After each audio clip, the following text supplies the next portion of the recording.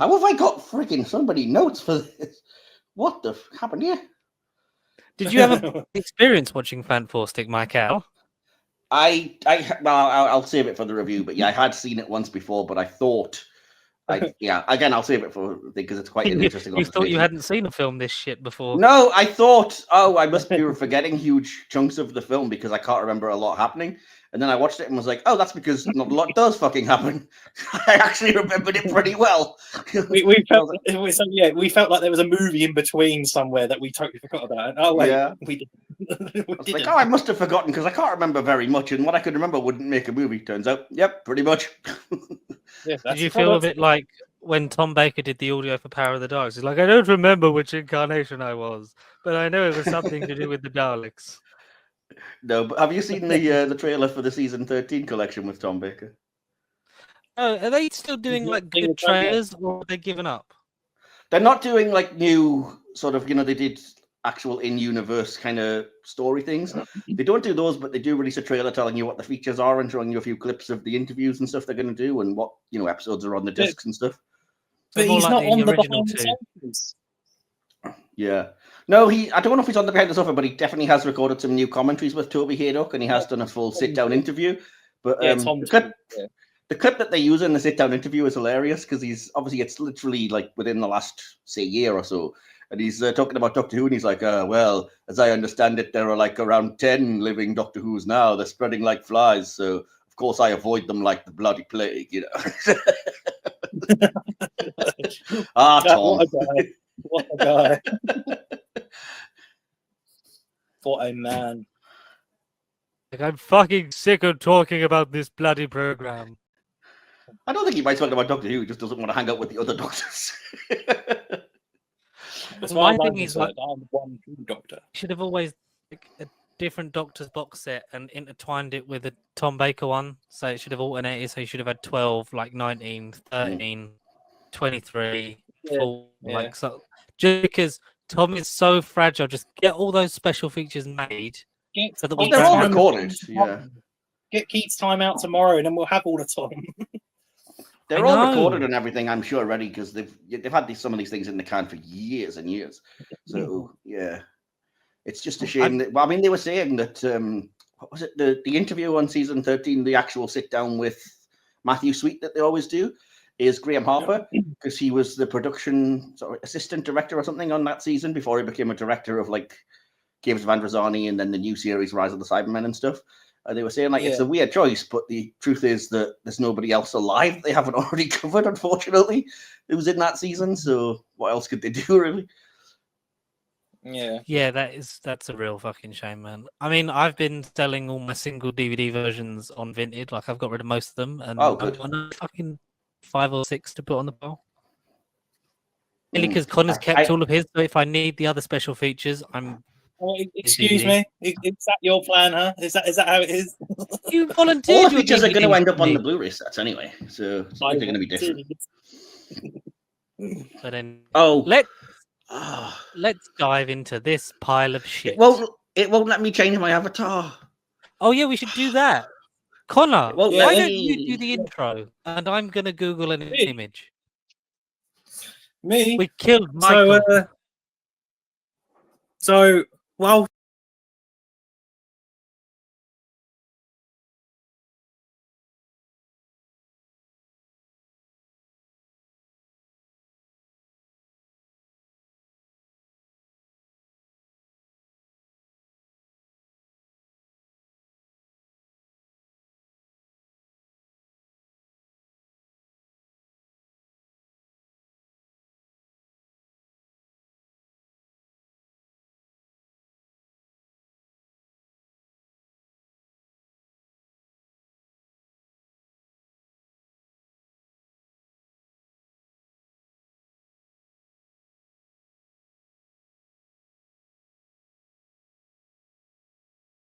Time for Fant4stic, and I think our transformation is not complete because I need to delete an image. Damn it, that was so poorly timed.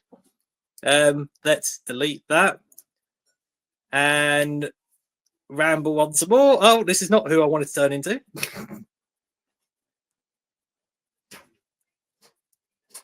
Ugh, that was so well not timed.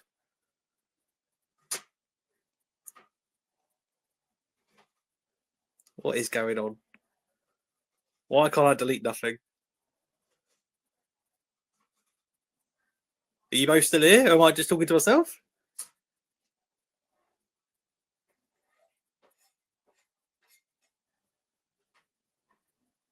I'm here in the ether. Okay, sorry. I had a really smooth edit transition, but wait, Right, I can edit it back in. I'll find it and I'll cut this bit. Yeah, and there you go. My plastic surgery is complete. But where's Michael? Killed him. Why is there only just We sent him to Planet Zero. No. Oh, edit name. That's where we Why got to change are our all of these name. Webby files? I want a fucking JPEG. What the actual anus? Oh God.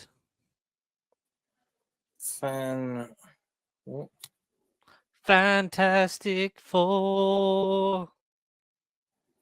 Fantastic. Fant4stic B. Borden. That's. Oh my God. Why are they all? Why are they all a fucking Webby file? Give me a JPEG of Miles Teller. No Webby file. Fantastic Webbies. Right, I'm going to get this picture of him looking homeless. I'm 90% sure it's from the movie. Yo, that's a JPEG. Let's save that as read.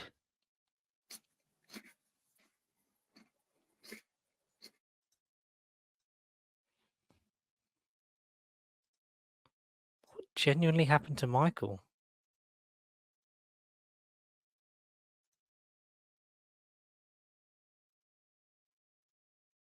Yeah, we're just going to go for this. That's an iconic photo. There we go. That's a great photo.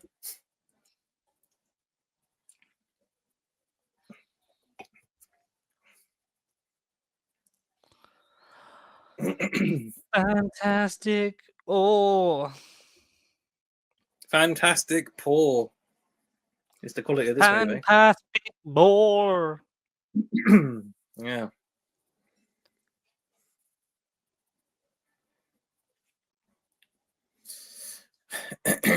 Oh. Okay. I thought that well, I don't want to say that picture you set is fake because Wyatt Russell he's even leaning over the terminal quite awkwardly, where he looks like he's in the terminal, but the terminal is going through his chest. It's a legitimate set photo. There's like other versions of it. Okay. Of Eben, Danny Ramirez, and Wyatt Ruskell.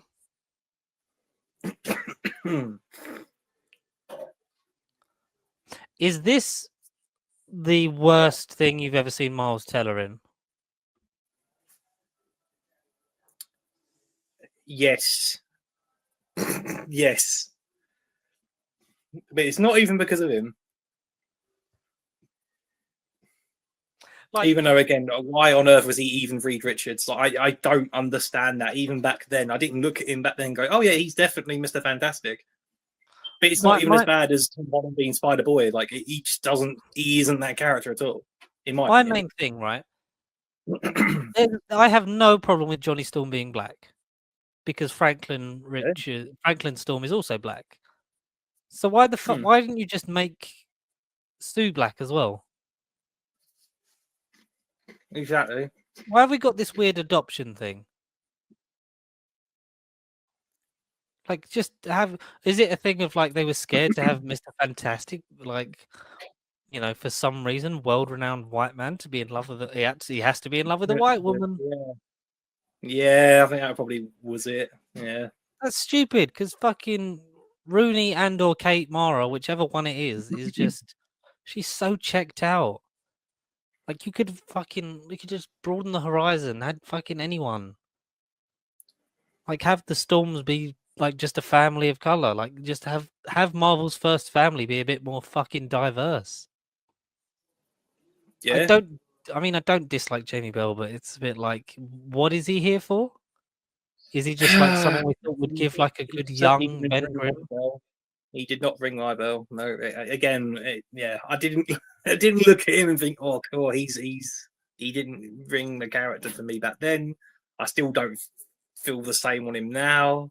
The only thing that worked out in this movie, it's not even in the movie, but around the movie, was Rooney Mara and Jamie Bell, because they were together after they're married with kids.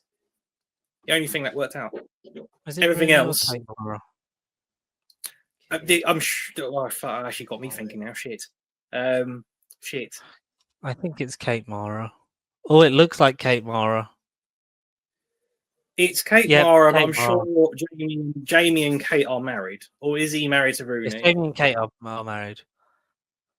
Yeah, cool. Okay, so I didn't get that confused. Okay, cool. Yeah. She's 42. Yeah. They were married in 2017. Well, let's read through their fucking personal life while we're waiting for Miguel. Mara was in a relationship with Max Mignella between 2010 and 2014. In 2014, had a brief relationship with My Days of Mercy co-star Elliot Page. Wow, that was pre-transition. Mike is meant to be here in the studio chat. Hello, dears. Hello, guys. I don't know if you can tell, right? But it's a wig. As a result, Mara became the stepmother to Bell's son from marriage with Evan Rachel Wood. The couple's daughter was born in May 2019. In November 2022, Mara announced via Instagram she had given birth to a son the week before. Mara lives in Los Angeles and Manhattan. Mara credits her vegan diet and regular workout for keeping fit. I'm a massive animal lover too, she explained. Being vegan has been good for me. I never felt better. Mara said, please don't ask me about that time in the 80s when I tried to possess Janet Fielding. We were all just having an off day. Mara is one of the faces of the Humane Society of the United States. In 2015, she was featured in their campaign videos to promote Meatless Monday. As a descendant of the owners of the New York Giants and Pittsburgh Steelers, Mara is a fan of both teams. Like, who gives a fuck? She joked, if I'm mad at my mom, I root for the Giants. If I'm pissed at my dad, I root for the Steelers. This relationship contributed to her role in We Are Marshall. Mara has sung at both teams' games. After missing the conversation might be the only thing more boring than watching this movie.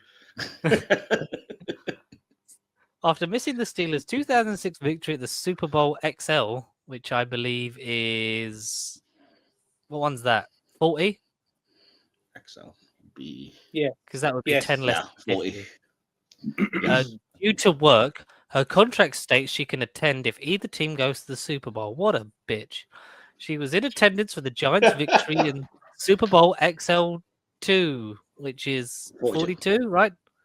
Yes. And the next year in the 43 and the Giants' victory in 46. Is that what that says? I don't know. 2011.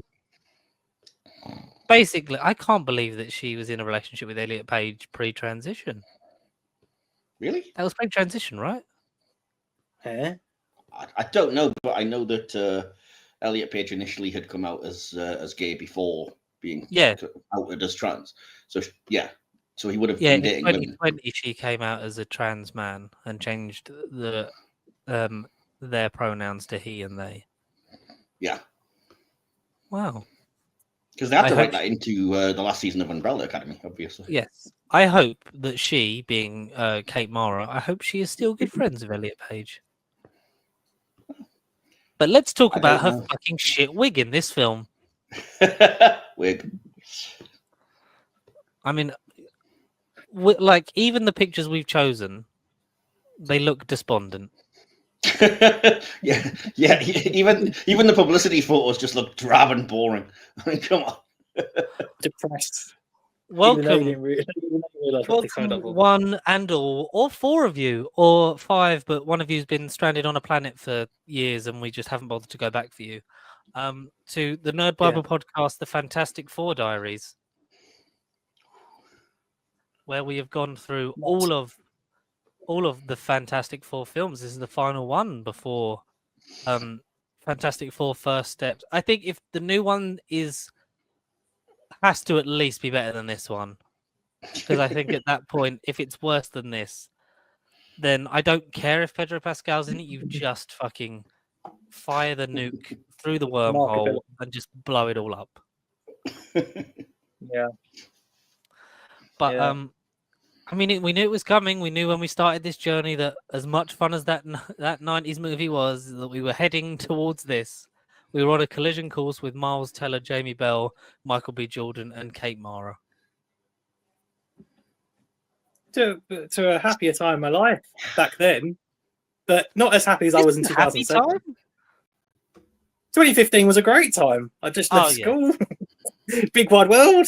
A lot of things happened in 2015. Mad Max Fury Road, an Inferior Avengers sequel. I sort of did this long intro whilst we've had technical issues in the background. I'm not going to repeat myself for the sake of it, but 2015 was an exciting time, a good, happy time. But then this happened, and just even rewatching this epic monstrosity, abomination, disgusting piece of rubbish last night, it just, I don't want to go back to 2015 ever again.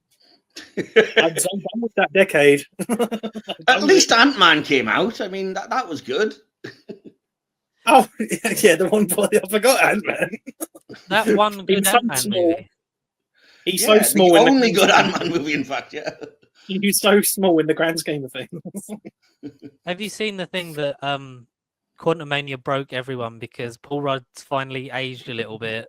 Michael Douglas and Evangeline Lilly have retired, and apparently Peyton Reed got jailed for stabbing a man. Really? Wow. Or like accused. I did not know that. Let me Google Peyton Reed. And Bill Murray made that god awful last Ghostbusters film. Peyton Reed penetration. That can't go wrong, right? Oh, George, you have a lot to learn about using Google. That's why I'm on Bing. You know what I learned, by the way, because people are so sick of the automatic AI generated result when you use Google. So somebody's learned that if you swear in your search results, it'll get rid of that and give you the normal Google results. But you have to be careful, because if you type in fucking Peyton Reed, then you're probably going to get, different results. Fanfic. Fucking Michael B. Jordan. That little flick. Hey, that's a lot of people's dreams these days. I will I will go to bat for the fact that he is the best part of this fucking four. He's the only good thing in this movie. Yeah. Period. He's the good thing. I was going to say that. It's so weird because it was supposedly the most controversial casting because it pissed off the racists. And yet, he's the only one that actually resembles the comic book character. He's the best fucking casting of the lot. I mean, we were talking briefly, Mike, like just chatting really, like saying they should have just made Sue black as well. Like the whole weird adoption thing. I have a load of behind-the-scenes stuff that I can share, but that is one of them. Is that Josh Trank said that he initially wanted to make them both black, and he wanted a black Sue Storm, but the studio just flat out refused and said no, that can't be done. We'll compromise and do a black Johnny, but you can't have a black Sue Storm. And apparently, Josh Trank said I should have walked away there and then when I wasn't given a choice, but he didn't. I mean, yeah, because famously Josh Trank went off the rails because he was lined up for a Boba Fett movie, wasn't he? Oh, he was going to be taking over. Was he not going to be doing episode 9 at one point? No, that was Colin Trevorrow from Jurassic World. Trevorrow, that's right, Jurassic World. Yeah, okay, yeah, because both of them kind of fell off a bit, shall we say? But after doing good starts and then with indie movies and then doing abysmal Hollywood work. But yeah, no, Josh Trank is a weird one, but he certainly didn't do the film any favors. But he was kind of pushed in that direction, I think. What do you mean? Like there was a lot going on behind the scenes, like. Oh yeah, but that's what I'm saying but he didn't. Yeah, one of the reasons that the studio gave for the bad box office was that he basically shot it in the foot because he came out on opening weekend and just openly criticized it and said, I made a fantastic version of this movie, but you'll never see it. The studio completely took it out of my hands. It's a complete mess. and this was on opening weekend of the movie. So, like, oh, great. Well, thanks for the publicity. So, yeah, didn't do himself any favors there. I'm honestly surprised they didn't get sued. Hashtag never released a train cut. Yeah. There isn't one. He's already said because he got, even at the point of filming, so much was taken away from him and so many compromises were made. He says that the footage that he wanted to make was never even filmed, so he could never even release like, oh, this is what I wanted it to be, because it's not there. So, have you guys ever seen his letterbox review of this film? No. No. If either of you want to search for it, and we could kind of maybe like read that towards the end of this, because he kind of looks back on it a few years later, and he's like, he mentions like, I'm not going to say release the train cut because there isn't one. Like, there's a good movie in there somewhere, kind of thing. I mean, a lot of things that he says in the review are kind of debatable, like the fucking film. But yeah, this is a film I actively was like, oh, they're doing this just to keep. Wow, he gave this film a higher score than I did. Do you want to? Do we read it out? Do you want me to read it out? Because I've got the whole thing here. Go on, Michael. Yeah. You're the story man. So this is the words of Josh Trank. Is there a date on this review? 22nd of November 2019. There we go. I thought you were going to read your review, Mark, because I've literally got Josh's review in front of me. Oh, I've got my review at the end, and it's going to be a lot harsher than Josh's, I'll tell you that. But wow. So yeah, wow. Josh says Fant4stic. Okay, first of all, I thought it would be great if I searched FF 2015 and the shit wasn't even on here. Low key, I kind of was hoping it wasn't, but it was, and I'm here anyway. Where to begin? The movie is, in capital letters, all right. I was expecting it to be much worse than it was. What film did you watch? I literally haven't seen it since like 2 weeks before it came out, and I was in a heavily fucking traumatized state of mind. That's how I felt after watching it, Josh. Why? Save that for another time.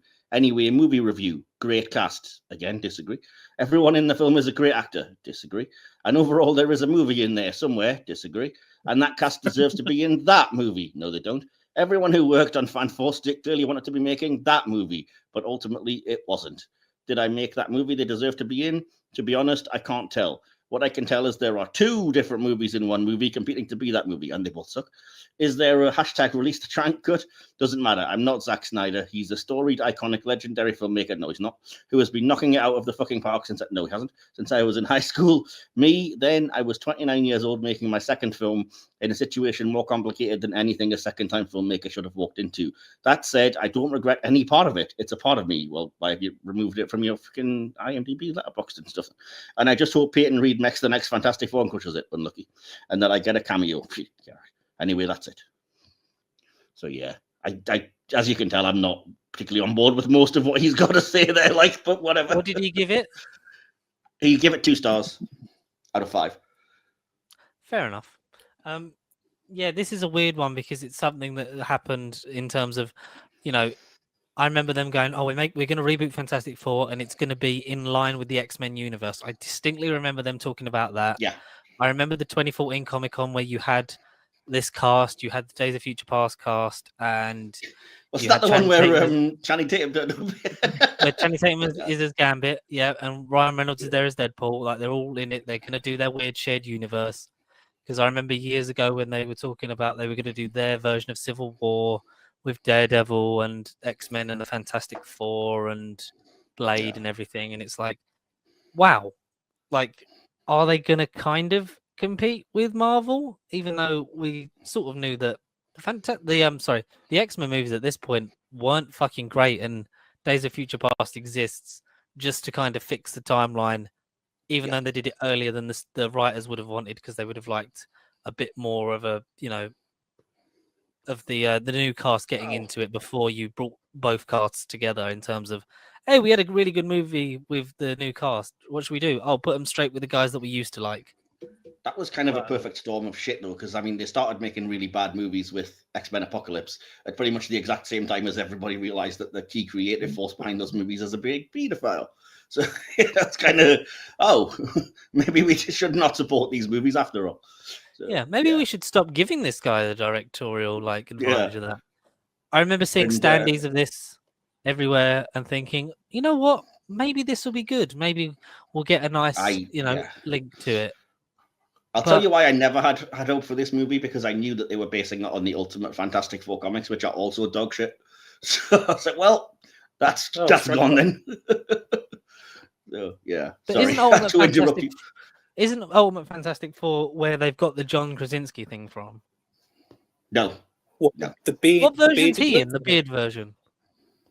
That's just generally Reed in most versions when he becomes like the Council of Reeds exists in like the mainstream Fantastic Four, and I think there's a version of Reed from one universe that's kind of old, and it was the thing I was talking about that people thought that's who John Malkovich was playing. It might actually be Earth X, come to think of it, I'm not sure. But yeah, it's got nothing to do with the Ultimate Fantastic Four. Who or what are the Ultimate Fantastic Four? Because I kind of know the twist on most of the other characters, but the Fantastic Four are just the Fantastic Four, right? Or that's the thing. That's why I dislike that comic, apart from the fact that it's written really poorly. Is that like the Ultimate comics when they first started, the Ultimate Comics idea was basically to start every story anew in like the 21st century way, so that you don't have to have all the centuries, whatever decades worth of baggage for all these comics characters. But some of them work, like Ultimate Spider-Man more or less sticks to the same storyline as the Spider-Man. He's a web designer. Get it? Miles Morales as well. Miles Morales. Like, that kind of works, but then isn't it? You what? Sorry? Is it a bit like the New 52? Well, kind of, except it exists along with the mainstream Marvel universe. It's kind of not replacing it.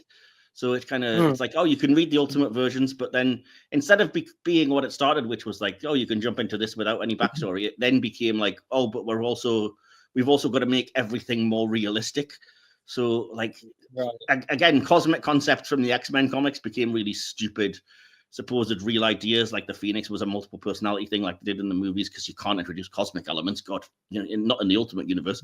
And obviously being the Fantastic Four, that kind of screwed up their origins, because they didn't want to do it. They thought it's too cheesy, the whole space travelers hit by cosmic rays kind of thing. Yeah.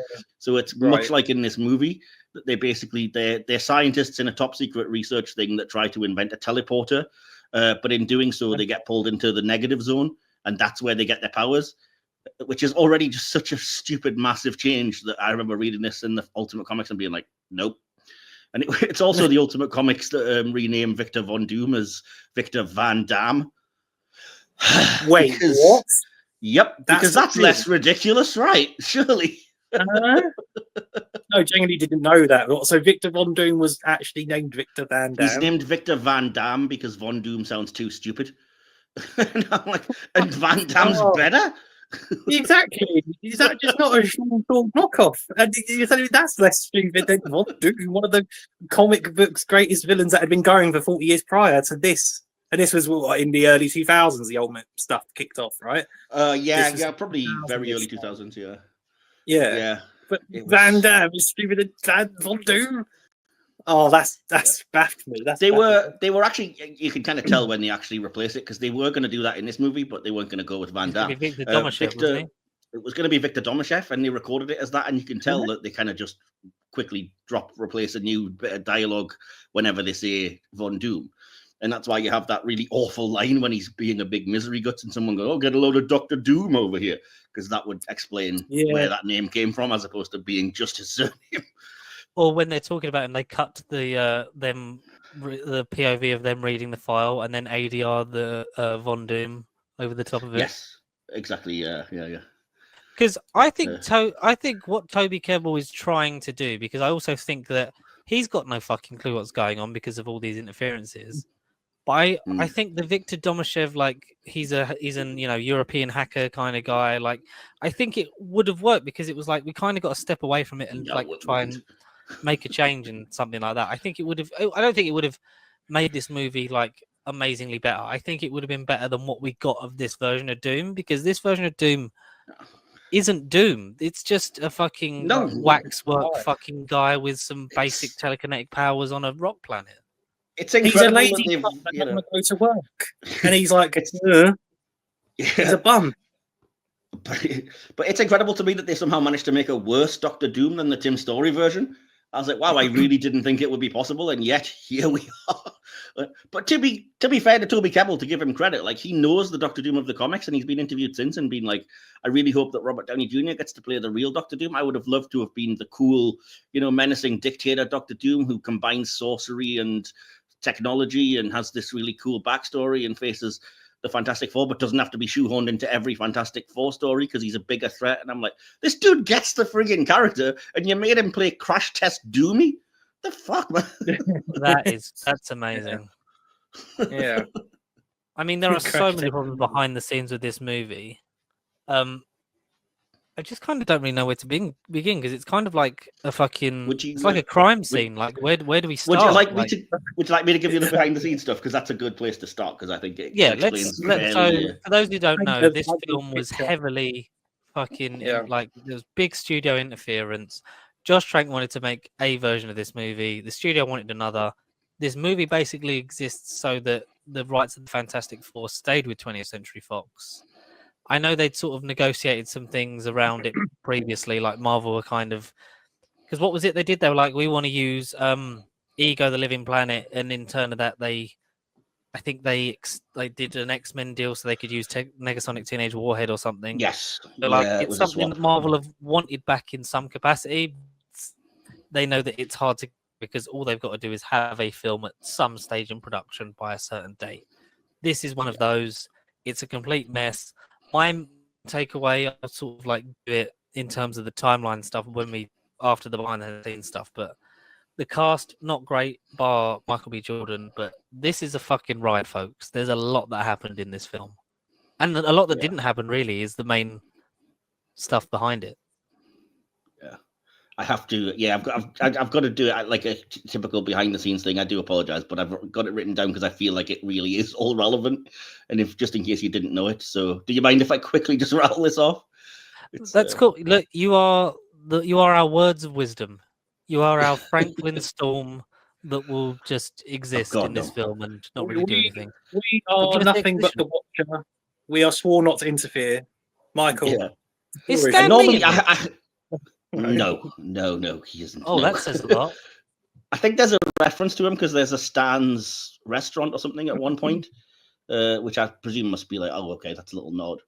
There might actually be a Kirby or someone as well somewhere in there. He probably didn't fucking want to be in it. He was like, no, this looks like a piece of shit. Well, I do have information about that in the behind the scenes. Yeah, I haven't been doing that. I normally do this on my podcast, but I haven't been doing that for these ones. But I feel like in the case of this film, it's just too relevant not to share. So again, sorry, I'm rattling this off already written. So if I sound a bit drony, that's why. But if you guys want to chime in at any point, feel free. But this is just fascinating to me. So this film received several Golden Raspberry Awards, including Worst Director and Worst Picture. Trank voiced his displeasure with the final film, which we've talked about, and he attributed it to studio interference. The original script was by a guy called Jeremy Slater, who I actually rate a lot. He's a really good writer. He also co-created and wrote Doom Patrol, a fantastic TV series. His original script featured Galactus and Dr. Doom, with Doom depicted as a spy who becomes a herald of Galactus and eventually the dictator of Latveria. Slater wanted Galactus to be the film's main villain, but his role was scaled down to then appear in just one scene, then in the post-credit scene, and then removed altogether. Trank and Slater's ideas for the movie were tonally opposite, with Slater revealing that he viewed 2012's The Avengers as a template, but Trank hated all of his ideas. Despite claiming to have been a fan of the Fantastic Four, quote, when he was a kid, Trank had only seen the 94 cartoon series, don't blame that, and had no interest in the superhero movie genre. He admitted that he found himself unable to identify with Slater's more comic book-centric tone. Trank left Slater out of discussions with Fox Studios and withheld certain studio notes. Slater added, I never saw 95% of those notes, and he left after 6 months. Deeming the titular team as so malleable due to how flexible their stories can be whenever they're reimagined, unlike other superheroes, Slater had inspired himself on the comic book runs by Mark Waid and John Byrne, even giving Waid's second collection to Trank, about Doom diving into sorcery, with Mike Wieringo's art due to dealing with horror and science fiction. But whereas Slater liked the tone of Avengers, Trank liked more the tone of 2005's Batman Begins. Now you see where the problems begun. In addition, that they didn't have the same budget to make a film as big as that Marvel Studios prediction. Trank has said the film is heavily influenced by David Cronenberg, sure, that 1981's Scanners and 86's The Fly influenced the look of the film, and that its overall tone would feel like a cross between Steven Spielberg and Tim Burton. Sure. Wow. During filming... That's a lot of, not to cut you off, that is a lot to digest. I mean, so many legendary names and ideas and just trying to mesh them together and come up with some sort of fan art in my mind. That's disturbing. How on earth? Sorry. That's what I mean. It's clear that Trank had no fucking clue what he was doing.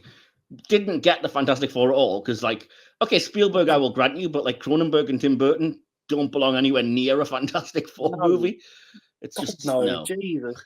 No. Anyway, during filming, producers Hutch Parker and Simon Kinberg rewrote Trank's original script, gave the film a different ending. In January 2015, reshoots were ordered by 20th Century Fox execs who were dissatisfied with the film, feeling that it felt more like a sequel to Trank's Chronicle, his first movie. Before the film's release, several sources had reported that there were multiple disagreements between 20th Century Fox and Trank during production. After being dissatisfied with Trank's original cut, Fox ordered their own changes to the film without Trank's supervision, changing and omitting certain major plot points from Trank's version. Many other sources claimed that there was erratic behavior from Trank on the set of the film, which resulted in Fox's negative treatment of him. One day prior to the film's release, Trank posted a message on Twitter that criticized the finished film. Expressing dissatisfaction towards the final product, he stated, "A year ago, I had a fantastic version of this, and it would have received great reviews." Disagree. "You'll probably never see it. That's reality, though." Trank deleted the message shortly after. While Fox distribution chief Chris Aronson claimed that Fox supported Trank's version of the film, Toby Kebbell conversely stated, "I tell you, the honest truth is Trank did cut a great film that you'll never see. That is a shame, a much darker version, and you'll never see it."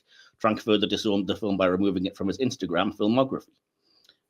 After Stan Lee's death 3 years later, Trank lamented that he had let him down, even though after the film's release he had received a personal letter from Lee asking him if he was okay, which I think says a lot.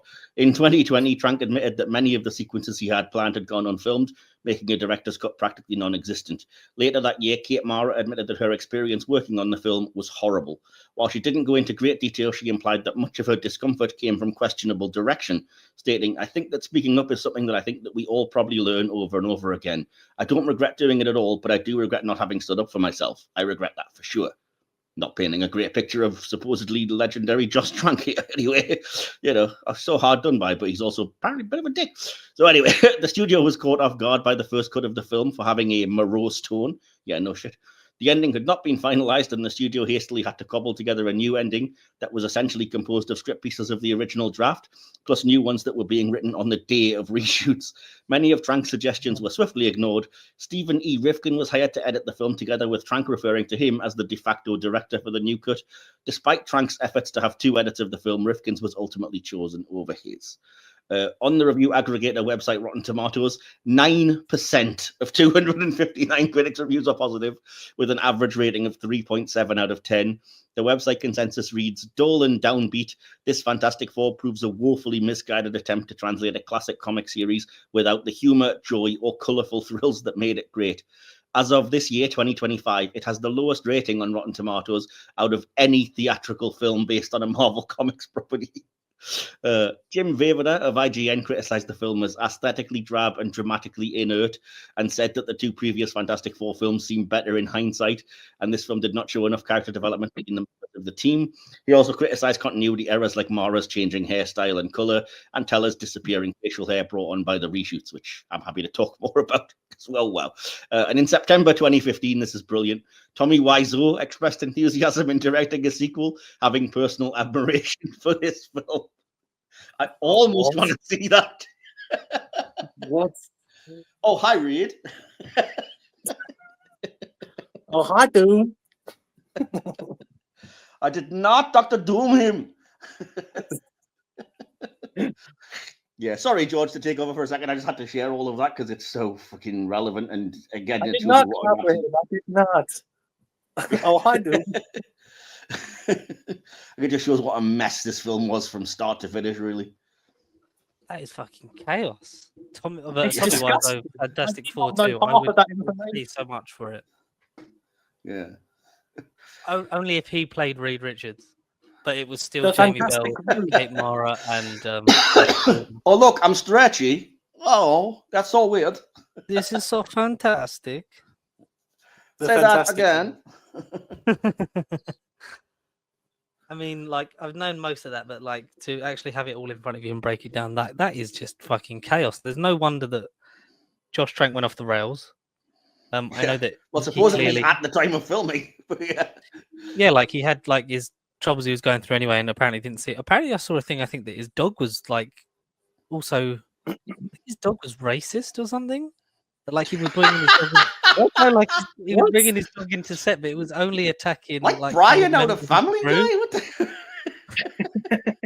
What Like I'm pretty sure, like I read that, so like it was just like, and he hired out this house, and the dogs completely ripped the furniture out of it, and it was none of his own furniture. Like they completely trashed this house. And then he woke up one morning and the dog was burning a crucifix on the front lawn with a big sheet over the top. No, like I think it was him or it was someone else. Like the dog hated like the coloured members of the crew. Like would actually go out of its way to attack them or something. Like I'm sure that was him. I mean, I'd have to Google that to be sure. This whole production didn't take place on planet Earth. This was Ultimate Earth, known as the Negative Zone. Right. Jesus Christ. Racist. Oh, you're actually Googling it. Studio exec who called you racist for not liking Fant4stic, but no. No, there'll be a lot of people being racist about the casting of Michael B. Jordan, but as I said, he's the best cast character of the four. The rest are all just woeful. About it. Yeah. I mean, I'll tell you something, though. Do you know what, guys? If I was to become a superhero and I needed a catchphrase, do you know what I would do? Think what my abusive brother used to say when he was kicking the crap out of me. It's definitely what I would That's pick. A weird one, but not as weird as... Not as weird as... Let's take you back to the beginning of the movie. They're at a science fair, right? Yeah. How old are these guys meant to be? Because they're clearly college students at this. Yeah. I don't even think it's high school. It looks like junior high, or it looks like fucking elementary school. Like, how young is this kid that he beats with a volcano? And he's a 20-year-old man. It does say the year, and it starts in 2007. Because I was thinking that yeah. But you also see Surf in the Sky that year. Jesus. You see Ben Grimm's date of birth, and I think it's like 87 or something. But also he's got like fucking like 50 confirmed kills or something. Yeah, that's horrific. The fact that he's just been used by the military and become like a mass murderer. It's just So yeah, the questionable age of the timeline of like, because Miles Teller looks young. I'll grant it that. He doesn't look, high school young, like for that science fair, because those kids look like they're 8, 9, 10, right? Yeah. And here is this 20-year-old man teleporting stuff to a fucking, a phantom zone in the universe. Which also, is it Dan Castellaneta's in this as the teacher? Yes, the voice of Homer Simpson himself. Homer Simpson doesn't find that impressive. Like, I don't care if that fails or not. That's the most impressive thing at this science fair. Granted, it's cheating because it's being done by a 20-year-old man, but still, it's impressive. Oh man, this is apropos of nothing. But there's just one of those things where it's become a trope that like fantastic scientists will invent something that would change the world, and then like your teacher won't be pleased with it. I'm rewatching the very first Power Rangers because it's been kind of re-edited or redone. Sorry, not re-edited, but re-improved with AI or whatever. And there's a whole episode of that where it's like every invention in that school science fair is like instant makeover, teleportation, and the winner of it is like, oh, look, a VR roller coaster. Like any one of these other inventions would change the world forever. And you're impressed by the most basic thing. Anyway, sorry. Yeah, it is absolute. Like, that's already a start of the whole shit. Franklin Richards then turns up that he's been keeping an eye on this guy for a while, doesn't he? Like, if I remember this correctly, that I watched, I think, yesterday. I don't know if they mentioned keeping an eye on Reed, but they say they've definitely been aware of the teleportation to Planet Zero and that they haven't been able to bring anything back, but they've can send stuff there. Yeah. Yeah, that rings a bell. Yeah. Why is this version of Reed and Ben? Why are they friends? You get why they're friends in other versions. Why the fuck are they friends? That's the thing. It seems really, even when he calls Ben to be like, "Oh, you have to come here and be part of this mission." Why? It seems so arbitrary. Because he's a pilot, isn't he? Mainly in like the other versions. Which makes sense if you're like, okay, you're not like a huge, big brain scientist, but you're a skilled pilot, and we're piloting a rocket, so naturally we're going to bring you along. Or even to the degree that the 2007 movies is like, well, he's also Reed's kind of, not to put too much of a point on it, but he's kind of like his bodyguard, like the guy who always defends him. Like, all right, fair enough. But like you say, in this movie, he's not even really that because he just gets the crap kicked out of him by everybody anyway. I don't know what, because like, I don't know what was Josh Tranks and what wasn't, but like, it's just some fucking weird amalgamation of like, is it Chronicle? Is it something else? I've seen a lot of people say like, would it have been better if it was Franklin Richards doing like a found footage film with the family, and it's more of a horror element. Like if there was kind of more of a consistent sort of tone of this film, because it's like it's trying to be Avengers, but like the Fantastic Four don't really exist, so they're not going to have Avengers status, and like it's not like they're separate heroes that come together. It's not even that for me. It's sorry. Sorry, they're trying to play off of some various horror, like the horror stuff with Doom in the base is kind of like, it's interesting. Like I would have preferred if they'd have kind of like doubled down on that kind of stuff, because it is more body horror. And if he's trying to make a Cronenberg style thing, then okay, fair enough. But he never solidly, even with what we see, I know it's not his full version, but there's never a fully fleshed out version of what these characters are supposed to be. See, I think if you were to do that, that would be an even bigger mistake. I think that's the biggest problem with this, is that these characters are not, that's not their tone. They're not the ones you use to do like grotesque body horror kind of things. They're supposed to be, lighthearted comic book fun type of stuff. And you can see that he's trying to do that. For me, I can kind of see that he's trying to do body horror. Like he makes the Human Torch being on fire look as realistic as like somebody who's actually on fire, rather than being at all like cartoony. And it's kind of harrowing to watch. And, Reed getting pulled into the stretch position and then held and experimented on and stuff. He tries to make look all, oh, it's so weird. And what is your body doing? And, even Sue, like, oh, she's disappearing from sight. Oh, it's terrible. What? She can't control it. And yeah, it's weird because, like I said, with the exception of Ben, who occasionally would be like, oh, look what I've become every now and then, they're not supposed to be characters that you're like, we've become horrific freaks. Oh, no. Like, if you want to do that film, don't do it with the Fantastic Four. They've never been at least commit to one solid tone, because it's like you either do the fun and campy stuff or you do your weird Batman Begins kind of shit. Like exactly. That's my point. Is, but if you're doing a Fantastic Four movie, don't be like, I want it to be as grounded as possible, and then introduce like Cronenberg body horror elements to it. It's like, no. But like I said, it also lends a lot from, like you said, things like Chronicle and the Ultimate Fantastic Four comics and stuff that all just aren't good. Quite frankly, it's just, no, don't be afraid to be bright and colorful and be a superhero film. I mean, even their costumes, they're a good case in point. Look at, they're so crap. They are. They're just at least with the 2000s movies, like it's their spacesuits and they've been in the fucking solar storm with them on, so naturally they have adapted to their powers, where these are just kind of like fucking cobbled together suits of shit. Like, and there's no sort of distinction of like these are superhero suits. They're kind of just like, it looks like they've broken out of like the experiments that are clearly being carried out on them. Yeah. But also, they're just like there's no real behind it. There's no real. I think as much as we criticize the last two in terms of like how it culminates, like, does anyone remember the third act of this film? Yes, because it does the stupidest thing possible, which is the thing that by this point had already become a meme, which is that there's a sky beam for no reason and out of nowhere. Like, Doom's like, I'm going to return to my planet now and destroy your world with this sky beam. Why? Reasons. Huh? Just shut up, honestly. What is the single worst element of this film for you? Just one. Like, if you could pin it on, like, I could at least get down if they'd have committed to a version of Doom like they were going to, or like they'd have done what Josh Trank wanted and just made the storms like back. Like, why was that such a fucking problem? Why is there a bit when we just cut to and they've been held in this fucking base for months? Yeah. I think it was Doom for me. I don't think you could. There's any version of this that I would have liked, because, like I said, it was quite obvious that the people that were going to have final say had no interest in making a Fantastic Four movie, and so it comes off not feeling like that at all.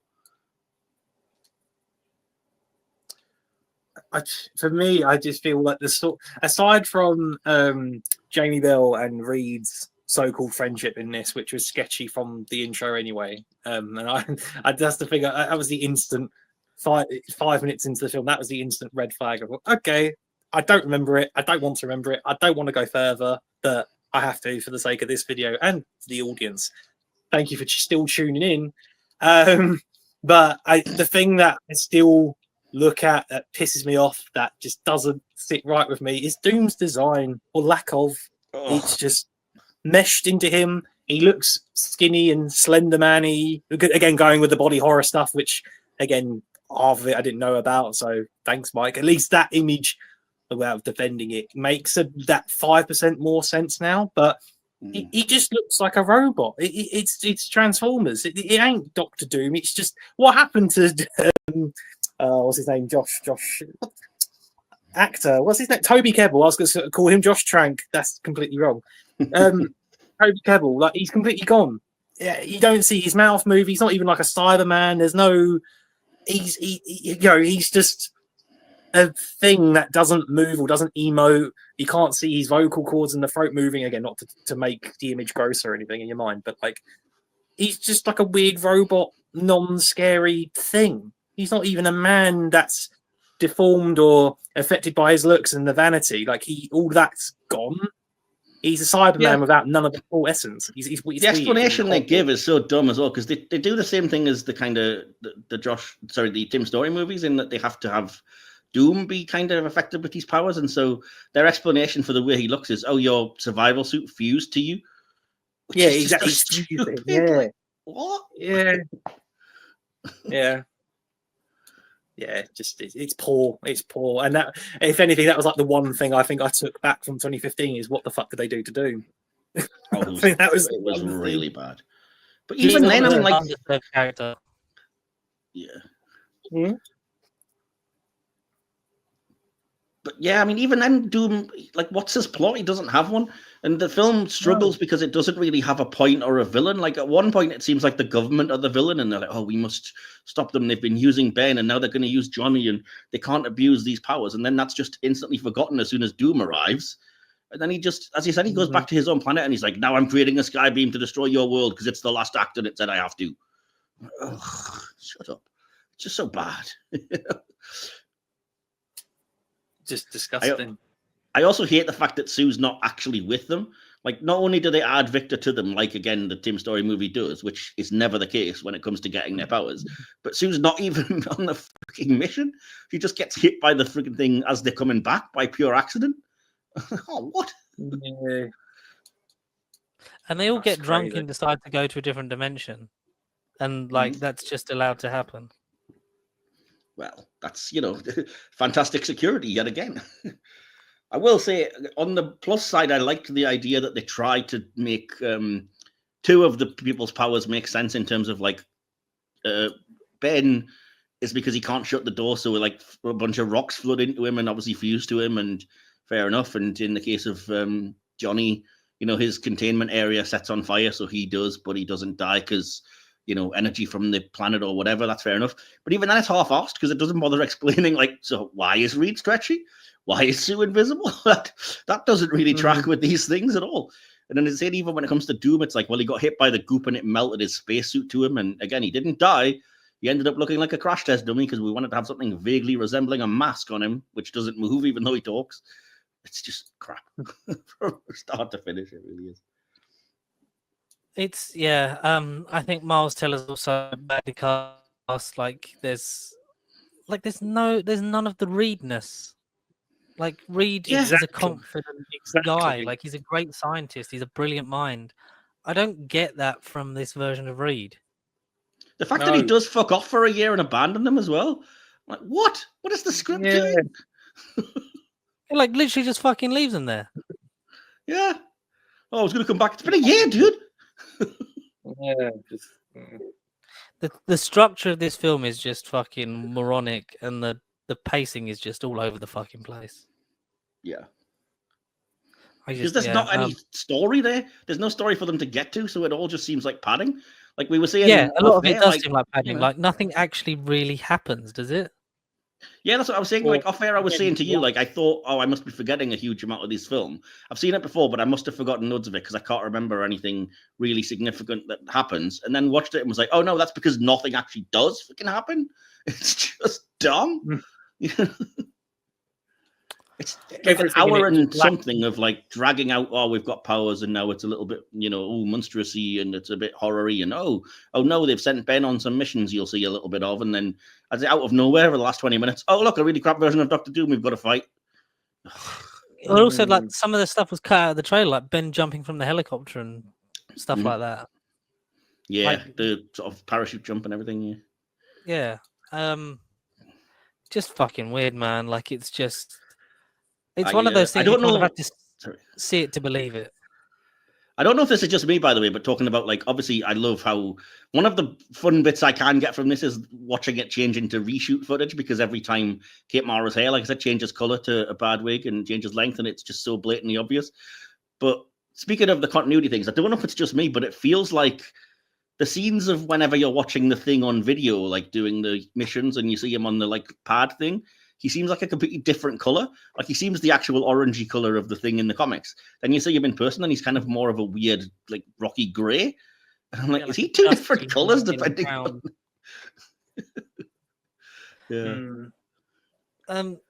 Is there any positives you can kind of take from any elements they tried, or like I think Michael B. Jordan aside, like, is there any positives like casting wise either? To be fair to him, Reg E. Cathy, who plays Franklin, is a very good actor, and I think he's doing the best he can in this film. I was never thinking he was, oh, you're giving a crap performance, and he doesn't. Yeah. He's a professional. He's going to just do the best he can. Fair enough. Although I think he's the only one, because I even thought friggin' Tim Blake Nelson was abysmal, to be honest, in this as well. Yeah, I mean, the leader, yeah, I didn't remember, I didn't recall, but I just had that shock value of, oh my god, it's pre-MCU, man. Like it's one that's in the MCU today still, and again had already been the MCU by the time this film rolled around, and it was just a bit of a I had that sort of 5% small chance of, oh, has he got another ulterior motive? Is he going to start making people go green? Is he going to harvest the weird negative zone gamma and create his own Hulk warriors and inject them into his forehead? But no, alas, that was never going to happen, according to the disaster show that was this movie. I mean, it is just a thing of like, let's make the movie because we need to make it, and it was like, we'll just get Josh Trank because he done something good, but we're also going to not let him do anything, which is kind of almost in line with what was happening in the MCU at that point, because Edgar Wright's version of Ant-Man we never got to see, and maybe it was a thing of like, we'll just make the movie that we want to make, but just get the name on for recognition in terms of the director. And I'm not being funny. I'm severely shocked that Josh Trank is actually still around to sort of tell the story, because for a man that young to be thrown into the big heavy machinery of Hollywood and expected to churn out a blockbuster, have it be good, pour them an effort into it, to be sort of overdone, like in terms of getting the version of the and then pretty much went off the phone. Yeah. It does sound like he's at least part of the problem, though, in fairness. Like, he didn't want to make an authentic Fantastic Four movie, which is part of like the issue I have with it. Like, if you're going to commit to it, don't pick one. Don't hire a director and then go, nope, don't like any of this. Yeah, just completely disgusting. Poorly treated. I think they all were. That's the thing. It's like the writer, the director, the producers, the executives, they're all on different pages, and not one of them has committed to what they actually want. Instead of, everybody go forward with one vision, for God's sake. Even if, like you said, it turned out to be a movie that was not what I would have liked the Fantastic Four to be, the Cronenberg-y body horror, at least make that friggin' movie and commit to it, rather than trying to make, one person wants that, another wants something else, and just end up with a mess. And without sort of comparing it to the other universe known as Detective Comics, this whole scenario sounds, obviously it predated. Oh God, we've got two Martellers. This predated the whole like Justice League situation, like only a couple of years afterwards, and that whole show. And but I didn't know, again, like you, and told me and the audience half of the stuff I was not aware of at all. But this is a really the precursor to the real shit shows that obviously will then happen in the world of behind the scenes Hollywood. But it's true. It's such an obvious lesson. Like, producers, writer, director, creatives, everybody, please get on the same page. Obviously, if you're not, then that's where you're going to have problems constantly. Even if what you make isn't good, at least make one person's vision and aim for that, and then at least you can say, well, we made what we set out to, rather than let's have as many cooks as possible and spoil all of the broth, you know. But, anyway, George, are you with us? Sorry, I was trying to vamp for you there when you went offline again. That's all right. I was saying a big passionate thing about how, fucking shitty Fox were, and how lucky we are that Josh Trank is still, in some kind of mental health capacity, able to still be around and talk about it. But the internet had other ideas. I mean, are we glad that we never got anything else from this? Yes. This universe? Yes. Definitely. Yes. Unanimous, yes. I mean, do I want them in sequels? No. Never. No. But no. when they do inevitably show up, like if they do the Council of Reeds, they have to at least have all the on-screen versions of Reed. Well, that would be nice, but yeah, I can't imagine. Yeah, I can't imagine they would do it that way. They'll probably just have different versions of Pedro Pascal. One with a mustache, one with a monocle, one with a top hat or whatever. Oh, there we go. Oh, I want John Krasinski Miles Teller in the line of Reed. Ewan Gruffin. Sorry, yeah. I want all of them. That would be nice, but I can't imagine Marvel doing that. No. Of the last few years, I can imagine them being like, let's just do it for like the whole Doctor fucking Strange thing. Well, loads of people have wanted John Krasinski, so we thought we'd just do it because it's not going to go anywhere. And it's like, oh, wow, brilliant. Every one of these people are played by their MCU counterparts, but this is just a one-off version of Reed, I guess, who's the biggest idiot. Exactly. I did hear people, by the way, there were some people that really want Miles Teller to play the version that becomes fully evil. I think it's called Master Planner, but I could be wrong. Comics fans will correct me, I'm sure. But yeah, the version of Reed from the universe where he literally just goes full out evil and tries to conquer everything. They were like, "Oh, let Miles Teller be that."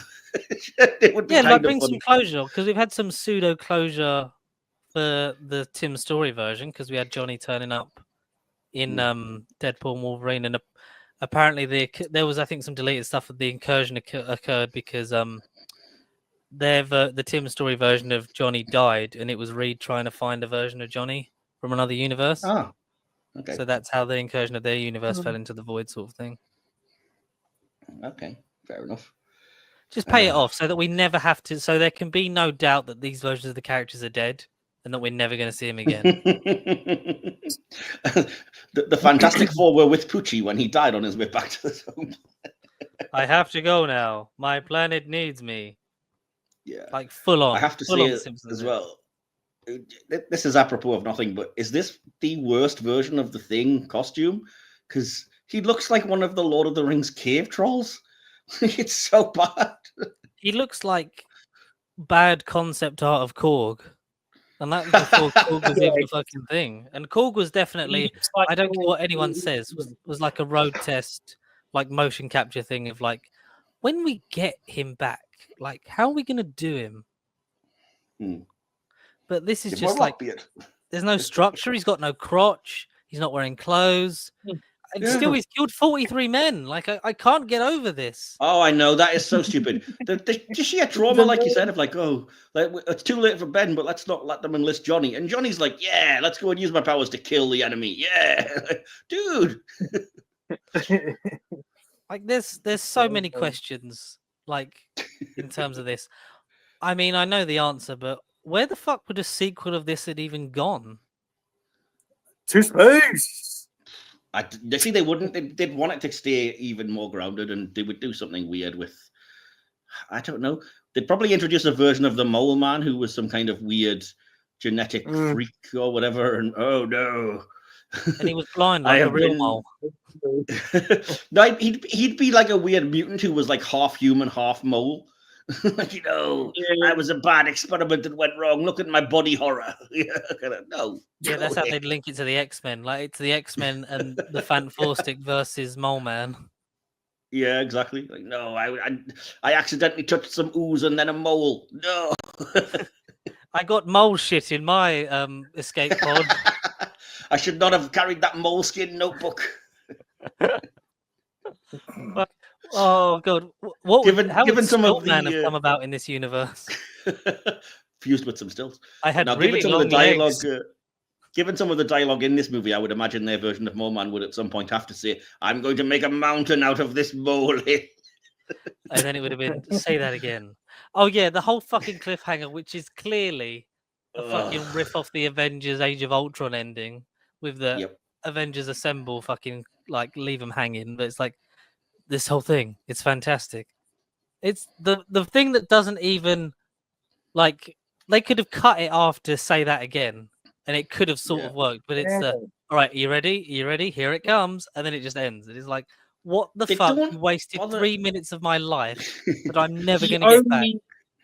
The only scene where there is banter amongst the crew as well. Once the conflict's out of the way, and I get the sense of, oh, this is a nice dynamic. But guess what? You've been separated for a year, so the last thing you'd want to do is chill and have a nice moment together. You'd be like, where the fuck were you, man? But the thing is, with naming the team, though, they don't even bother naming the individual members first. I mean, Human Torch mentions that he's going by that name, but we never hear it at any point when they're just discussing, oh, what should we call ourselves? Human Torch and the Torchettes. Or, oh, Big Brain and the Neuron. And his neuron. Oh, Big Brain and her neurons. Like, we don't know that they're called Mr. Fantastic, Invisible Woman, the Thing, Human Torch, and yet they're naming them the Fantastic Four. Yeah, because at least in previous films, they're kind of, it's always that weird thing of like, they're named that by the news outlets. That's the weird name they come out from. But, or like, as you say, I love the way that the Tim Story version does it, which is like, let Johnny do it, because he absolutely would. He's that much of a like pseudo celebrity. You know, these days he'd be a full on Instagram influencer or whatever. So yeah, have him appearing on the news and being like, who are we? Well, I'm the Human Torch. That there's Mr. Fantastic. Oh, that's the Thing. That's the Invisible Girl. And then they could be like, not girl, woman, but all right. Well, considering the friendship that's meant to be and like the playfulness between Ben and Johnny's fucking horrible to him at the end. What like these three and the Thing that no one fucking wants, and it's like, wow. Yeah, they kind of miss the tone. It's like they kind of miss playful and just hit straight onto, dude, what the? Yeah, they just hit horrible. Where did that come from? Exactly, yeah. The three of us on the Thing nobody wanted, yeah. How about the three people that got away with it and the one dude that's going to have PTSD for the rest of his fucking life? You know? Yeah. I killed 40 people. They were all innocent, Reed. 3 of them were children. It's a bit like it'd be a bit like the fucking Day of the Doctor argument. You think I don't count how many people died that night? Exactly. Oh, it's just so bad. And then the idea that the government, who by the way have been the villain all through the movie, like, oh, they're going to use and abuse you. At the very end, like, oh, you saved our lives, so here's a full-on research center you can just have. All right, cool. Sorry that we gave you PTSD. Here's a building. You've got a full team and we all work for you now. Well, what are you planning on doing exactly? They haven't exactly had a successful experiment at any point. It's not like it went well. Can you imagine them like doing the Rise of the Silver Surfer version of like the wedding and stuff with this team? Like it would have just been dour the whole fucking time. Like this version of Reed would have probably let Galactus kill us all. It would show you Galactus destroying all the previous planets in excruciating detail. Oh no, I was connected to those people and he's killed them all. Oh, cool. Fuck it, honestly. Of all the things that were written off for tax reasons, I wish this was instead of Batgirl. Oh, definitely, yeah. Let's find that timeline. Can I give you my contender for the worst dialogue in the movie? It's where I can't believe this, but they actually rip off a line from Ghostbusters. It's when Dr. Doom's like, "There is no Victor, there is only," and I'm just like, "Zool, I completed it for you."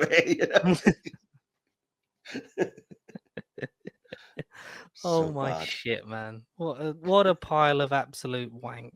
But I do believe that you have to see this film. Like you can't. Oh God, no.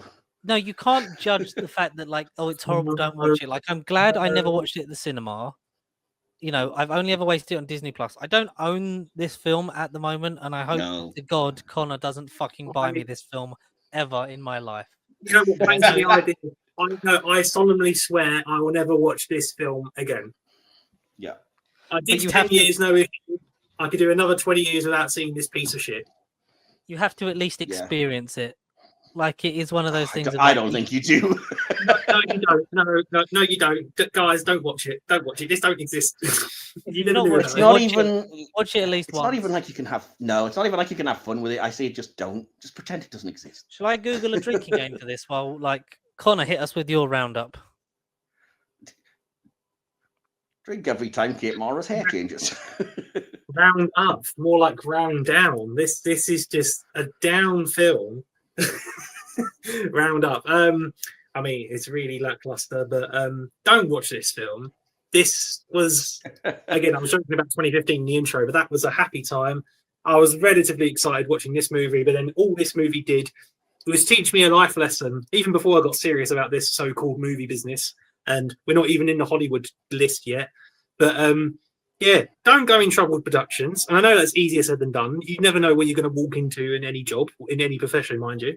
But yeah, if you're going to at least do something or adapt anything, please, whatever you do, always read the small print, read the dotted lines, and make sure you're actually doing what you're meant to be, what you're based on.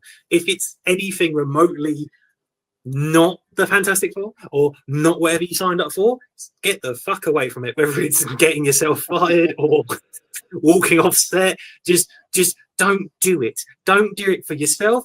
Do it for the family. Do it for the so-called fans of that passionate project. Just move on to something better, and you won't be targeted for hate. Just move on with your life and laugh at it afterwards. Just genuine disgusting products, movie experience, nostalgia trip to the past. I just no. I've gone 10 years without watching this, and I can easily do 20 without ever laying eyes on this monstrosity ever again. It's so it's not even terrible. It's just nothing. It's just a nothing movie. Lasai. George, just tell me whenever you want my conclusion and score, as I do rather typically have one, as you would suspect. So one of the Fantastic Four drinking games is, I mean, it's not great, but so for the 2015 version, what we have is the 4+ Doom. Whenever Mr. Fantastic, Invisible Woman, Human Torch, The Thing, or Doom, it's written is aid, take a drink. I don't know what I think the person was. Yeah, I think the person who was watching the film at the time and had a kind of relapse while they were writing the rules. Exactly, powers come, powers go. Take a drink whenever the four use their powers. Take 2 drinks whenever Doom attempts to steal their powers. What film are they watching? But exactly, but it's credited as Fantastic Four 2015. That's not what he does in this movie. Whenever Ben, this is a great one. This one's called The Family Feud, right? Okay. Whenever Ben is physically abused or Reed is criticized as a child, take a drink. When you discover a catchphrase comes from a childhood abuse, take 2 drinks. And the invisible head. Whenever you notice Sue's wigs change, finish your drink. Woo! Yay! You'd be hammered. You'd be dead. But to end with a happy version of a drinking game, and I like this version, but this is clearly for the Tim Story stuff. So, not counting Sue or Alicia, every time the movie presents you with a random beautiful woman, take a shot. Every time the Thing growls, roars, or yells, take 2 shots. Every time the Human Torch yells flame on, take 2 shots. Take 2 shots every time the Thing turns human again. Take a shot every time Johnny annoys Ben. Take a shot every time Sue turns invisible. Take 2 shots every time she's randomly naked. Yep. Down whatever you have whenever you see Stan Lee out of respect for Stan the Man. I hope that means in your cup and not in the house, because fuck that.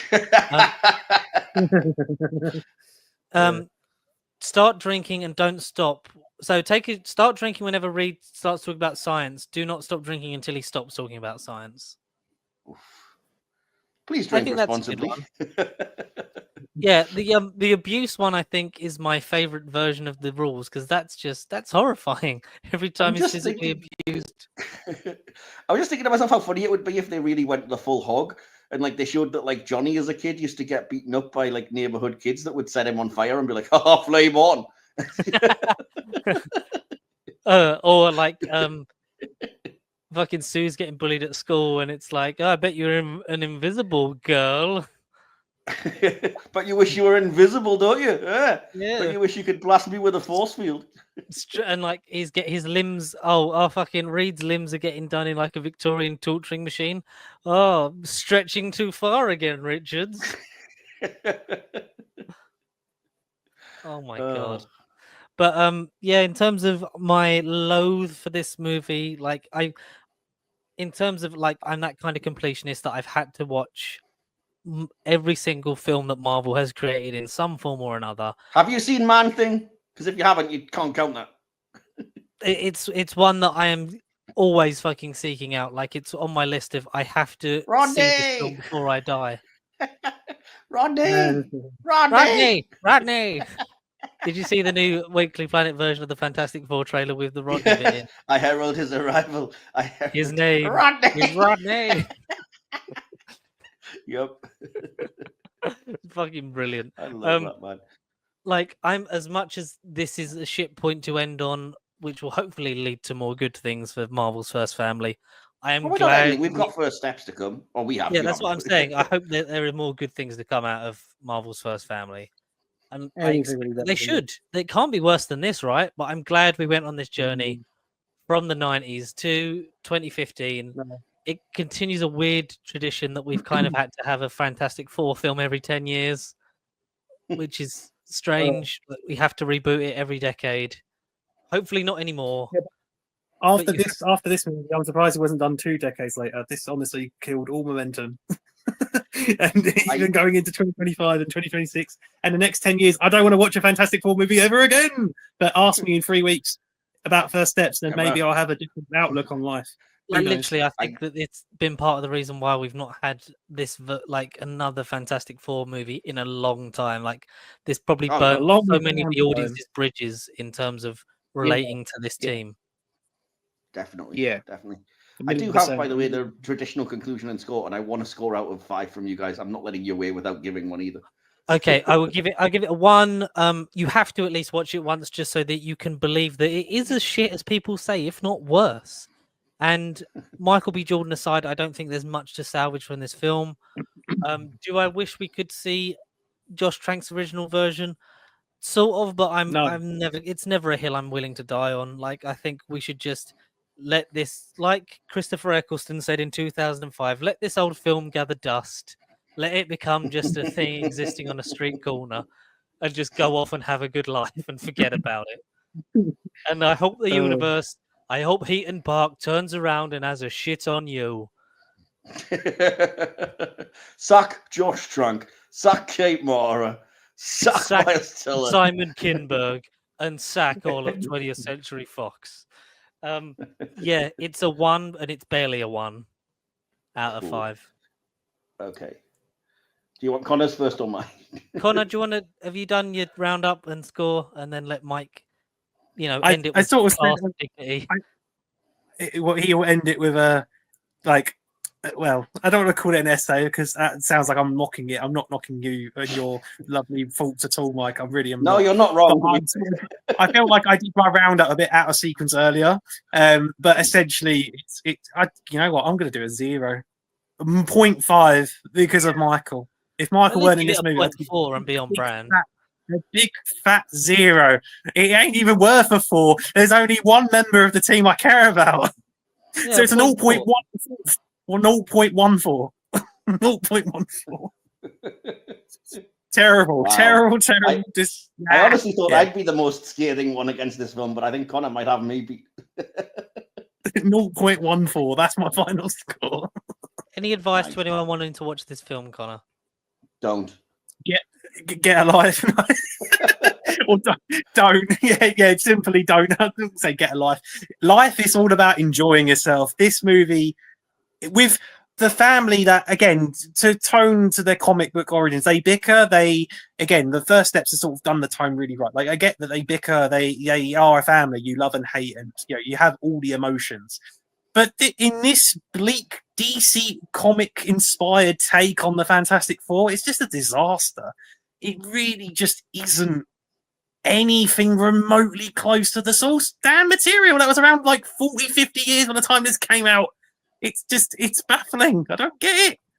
Why, man? Just life and go and enjoy yourself. Watch any other movie and enjoy the thing called life. This movie lacks and is devoid of all of it. Apart from Michael B, he got out and he's still living his life and making great entertainment.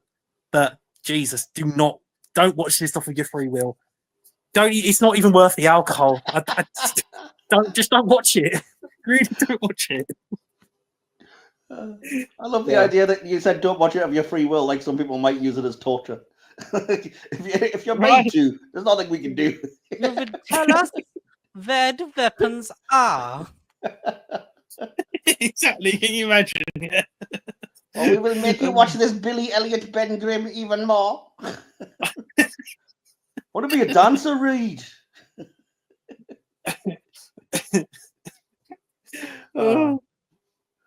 Shall I bring it home with my essay? Yes. Please do your home run.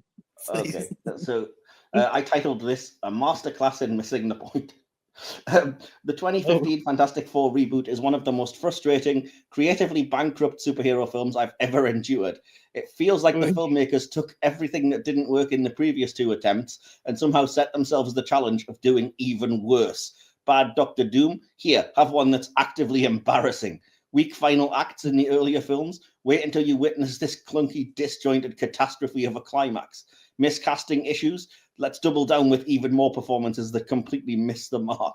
Say what you will about the earlier FF outings, but at least they understood something about the family dynamic, the fun factor, the kitsch appeal. This reboot is just drab, miserable, and unnecessarily grimdark. There's zero chemistry between any of the leads, an unforgivable crime when you're dealing with Marvel's first family. These characters are meant to spark off each other. Here they barely look like they've met. Around the halfway mark, I found myself drifting, not out of boredom exactly, though there's plenty of that, but because my brain began disassociating the movie from being Fantastic Four at all. And then it yanks you back with a few clumsy references, some admittedly decent visual effects, and a generic final threat so bland it's basically a meme at this point. And then there's the production. Oh boy, is it obvious. Between the jarring tonal shifts, flat line deliveries, and the now infamous reshoot wig sported by Sue Storm, which appears and disappears like a cursed object, it's painfully clear this film was stitched together from panic, rewrites, and studio interference. There's no spark, no narrative drive, no excitement, just an inert, uncomfortable, utterly joyless slog. And it doesn't even have the decency to be entertainingly bad. It's not fun bad, it's just bad bad. This is the absolute low point in a long line of failed cinematic attempts to bring the Fantastic Four to life, and somehow it made the earlier, much derided versions look better in retrospect. At least those had soul. Even the Roger Corman version was better than this. I almost don't want to jinx it, but First Steps has to be better than this. Surely. I actually gave it 0.5 or half a star out of 5, and I think even that was probably generous.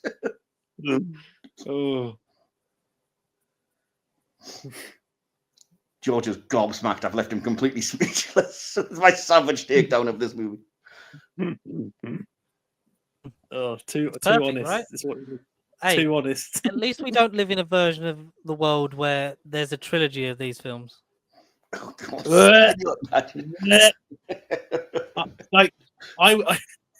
can't. I don't want to joke about that. But no, I won't say my faults. Just imagine what we. Why couldn't we get like bombarded with rocks and forget this movie ever happened? Guys, do you want to see something incredible? I found the picture. Here, this is. You would not believe this is the same person because this is what Kate Mara can look like when she's in a movie that's actually not just grey. Witness MCU Kate Mara. Oh my God, she's glowing. Yeah, she has colour.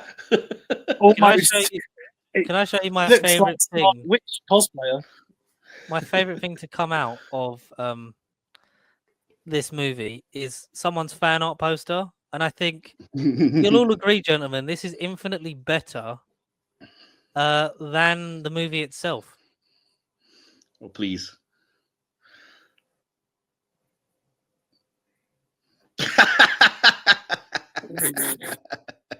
Yep. I was like, why is he holding a free? But yeah, it took me a while to look at him. It's invisible. So invisible, exactly. Rock, flame, and we'll just make this one a little bit longer. Yeah, longer. Yeah. That. Oh, there's That's the real a promo. Fant4stic. There's promo for Fantastic Four First Steps, which is very like that, but it's I can't. It's either like nachos or it's ice cream or something. But like the cutlery is whichever Fantastic Four member. So there's one that looks like rocks and one that's on fire, and one that's invisible, and then the Reed one, which is just nothing because you can't really tell if it's supposed to be longer or shorter or what. So, yeah, bizarre. Let's have a look. Let's have a look for some promo. I don't remember what it is, but I know I definitely saw it, and it was like, oh, look, it's the different members. And I wish I could remember which partner it was. That was... I mean, I'm going to try and find this out for morbid curiosity now. So, Fantastic Four, like 2025. That's mad that was our first look at it. I truly can't remember what it was, though. Like you say, it was cutlery. It was something like it had ice cream, but then the spoon that was in it, say for argument's sake, looked like whichever one of their powers it was meant to be. But I could be wrong that it was even ice cream, but I'm remembering something along those lines, you know? Promo.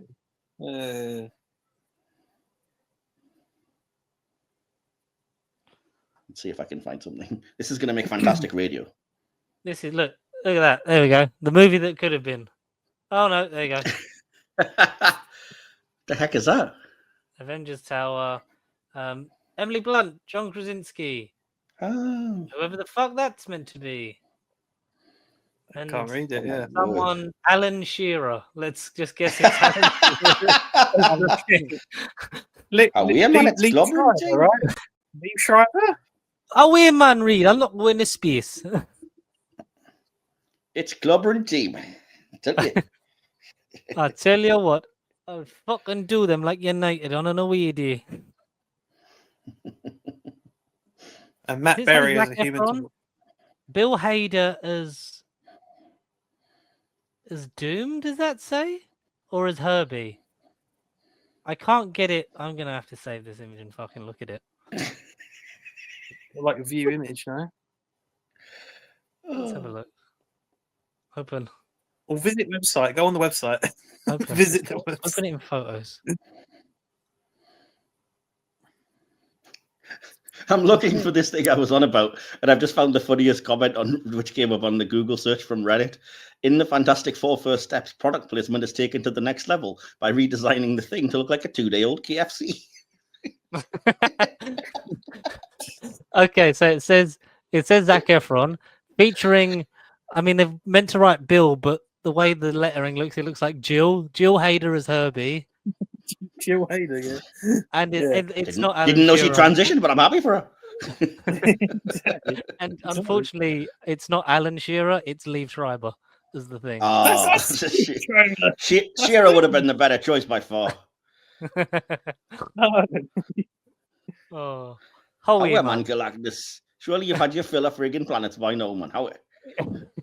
He fucking they defeat him and he just runs off with his arm in the air. Yeah. I found the finger, like George and his fucking finger poster. I've seen, the Thing's finger is rock, Johnny's finger's on fire, Reed's middle finger is invisible. No, Sue's invisible finger is invisible, and then fucking Reed's finger is really elongated. It looks like a fucking, I don't know, on the end of it, it looks like it is a baby. Fucking weird. Look at this one. In theaters soon, it says. Dave Annabelle, Teresa Palmer, Glenn Powell as the Human Torch. Interesting. Jensen Ackles, Daniel Day Kim as Namor, and Clive Owen as Doctor Doom. Oh no, I don't know. I don't know about Clive Owen, Mike. Oh wait, man, it should be She-Ra. Oh no, I found a better one. I have found a better one. There is no She-Ra, there's only Doom. Yeah, you boys are gonna fucking love this one. Like, oh, it's not showing me the fucking image on Zoom. One pissing load, man. What one image in new tab? Like, here we go. I mean, can I just say, I'm gonna leave Mike to kind of decode who the fuck is in this movie. All right. Great, thanks. This is the positive we're going to end on. I'm waiting.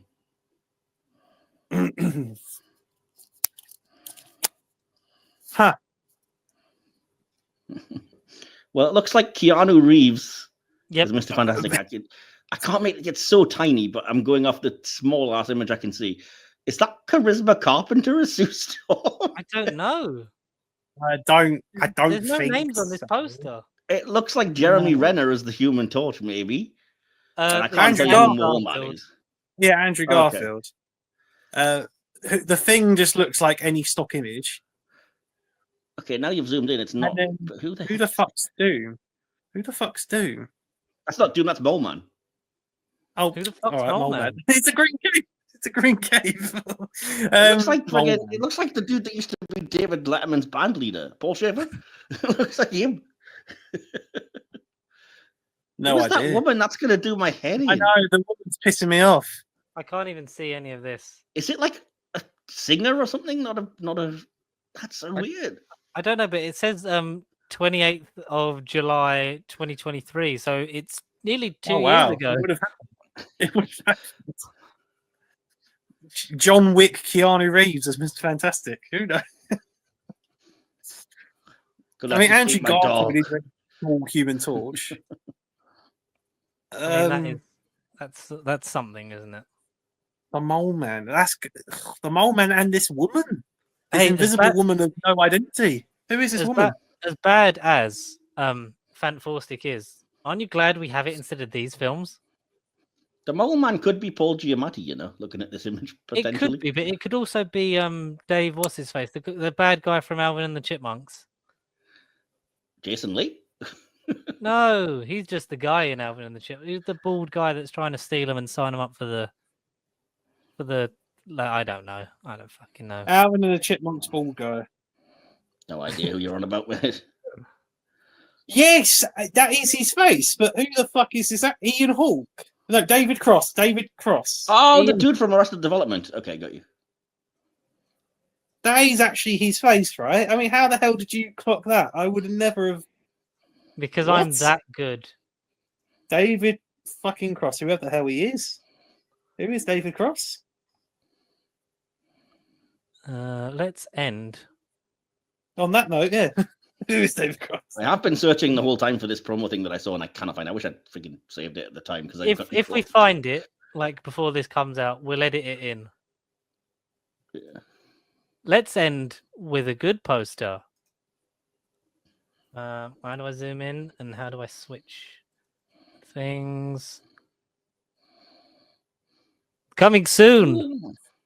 You guys will see it. I won't be because there'll be screaming children and I'll just be dying inside. But hey, that's parenthood for you. Enjoy. Stay fantastic, pasty sheepers.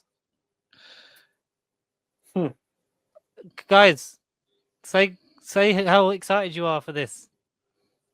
Woo! You know what it's going to be? It's going to be fantastic. Say that again. I would The love average if that's how it ended. If that's how this film ended, I'd fucking love it. Even though it'd have to be a flashback because this film's already it's established them as the Fantastic Four.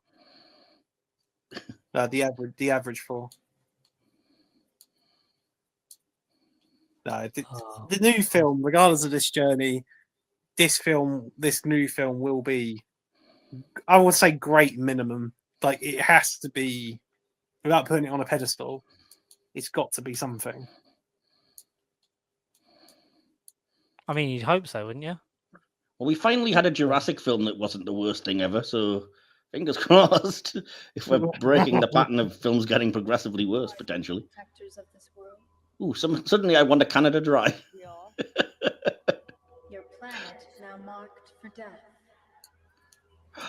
Your world will be consumed by the devourer.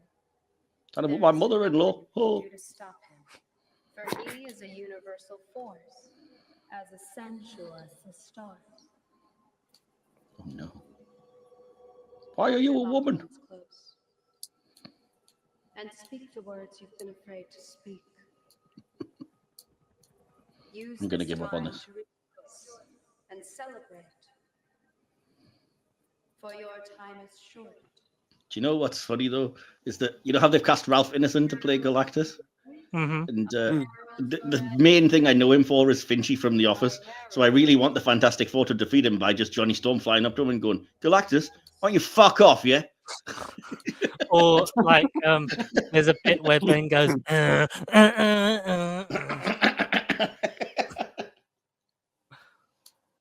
But hey, there's a much better film coming. God, I hope so. Surely it can't be worse. You know what I like as well? I like that Mark Gatiss is in it, and he's the talk show host, man. We all know the story. Yeah. It's me attempting a bad American accent. It's me doing, I assume, a bad version of Minecraft Holmes. Ladies and gentlemen, the Fantastic Four. Ladies and gentlemen, it's the dynamic duo. Should we wait? I guess. You're late. I'm kidding. You're going to be a terrible father. What do you mean? What do you mean? What do I mean? You're late for dinner. Oh, yes, we are. Really? By a single minute. Yes, we were just. I had to put some aloe iodine just on had my to- shoulder. Do his shoulder. Are you just finding clips from the movie? I'll go to the dinner table. Yeah. Why are you being weird? No, I'm I'm not being weird. Well, I'm doing that weird thing with your face. Oh, we so. don't know what you're talking about. He's mostly CGI as well, isn't he? I mean, he is at least Oh, in yeah, that because Avengers I Are you pregnant? was going to say the image you showed from Avengers was all him just in the motion capture motion suits, I believe. capture, which is shitty because I wanted a bit more. Yeah, Yes. I like that he at least looks like the comic book thing. He's got the like I know, pronounced just brow and not everything. keep his equal. Yeah. Really? Yeah. He's got facial hair, man. Real character. Also, I love that progression. Herbie's in this, man. They've committed to having Herbie. That's got to be so cool. Do you guys know the story of the Fantastic Four cartoon from the 70s, where they didn't have the Human Torch in, and they replaced him with Herbie because they were worried kids would set themselves on fire? Yeah, I remember Wow. what you said about it. Yeah. Yeah. So if you look up the 70s Fantastic Four, there's 4 of them, but only because the 4th member is Herbie. Yeah, well, that's Didn't Herbie come into the comics like 200 issues later though? They hadn't done 200 issues by the 70s though, surely? Like, was he beginning or like end of 70s? Yeah, they would have done, because I mean, think it launched. It was one of Marvel's first, so it was launched in probably like early I think 61ish. 61. Yeah, Yeah. I think it was like the first And if you Silver think Age Marvel family comic. Yeah, It was like probably weekly, considering, because they kind of were at that point. If it was weekly for like 10 years, yeah. weekly for 2 years would get you 100 issues, wouldn't it? So I'll find out. for you. Herbie is voiced by Matthew Wood, provides the voice of General Grievous. Oh, it should totally have been friggin' Matt Berry. Berry. Matt Berry. But Oh, I mean, at least we always will have Matt Berry saying "Bib Fortuna." What was I going to mention to you the other day? Because somebody referenced Matt Berry and it was pretty incredible, and I was like, "Oh, that's so weird." What the fuck was it again? That's something George would Oh, like. it was the Mr. Sunday movies when he was reviewing Lois and Clark, and he said that the supervillain Tempest that appears in a few of those stories is like if Matt Berry turned up to randomly taunt Superman about time travel, and I was like, oh shit, it really does sound like that, doesn't it? oh, And damn. Herbie was actually introduced for that 70s cartoon and then introduced in the comics, so he comes from that cartoon. The new Fantastic Four, September 78. Then his first comics appearance was August 1979. Also, it's the end of 70s then. I was going to say, he's not during the whole 70s, surely. But, yeah.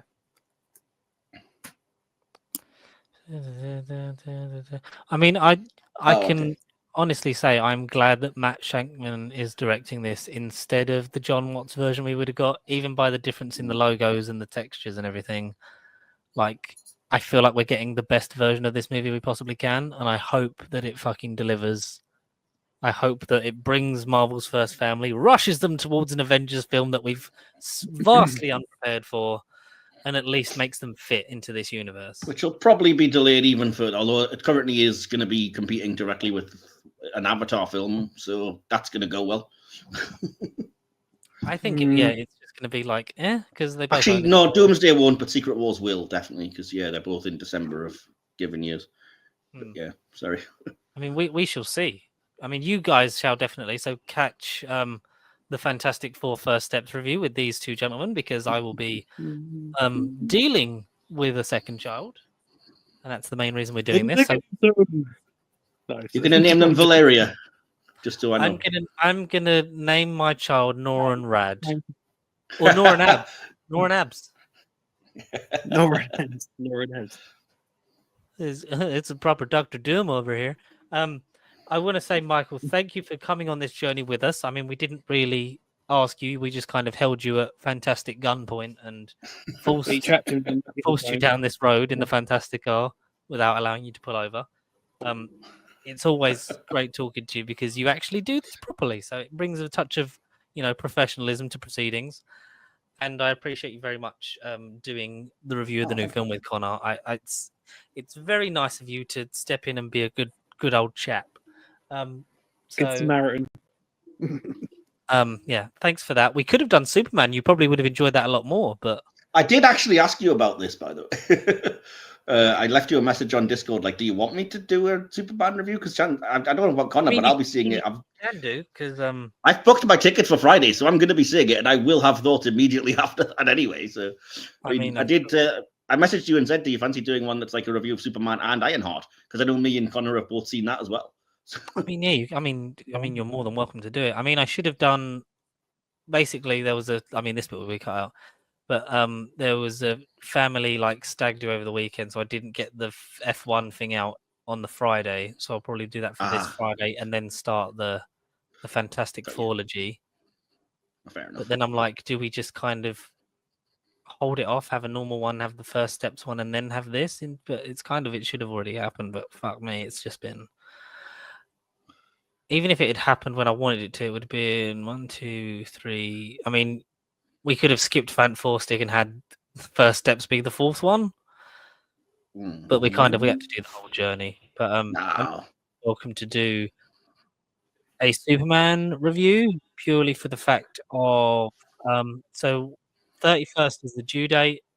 The earliest, because we're opting for an elective C-section, the earliest they'll do it is 38 weeks, which would be not Thursday coming, the Thursday after. So any time between the 7th and 31st.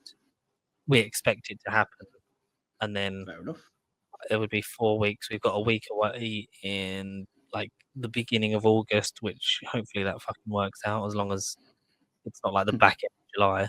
So I would be off for about 4 or 5 weeks anyway. So these would come into it anyway. So maybe hold off on. Well, we'll see how we go. If you need an extra episode, you can always jump on and do that, I guess.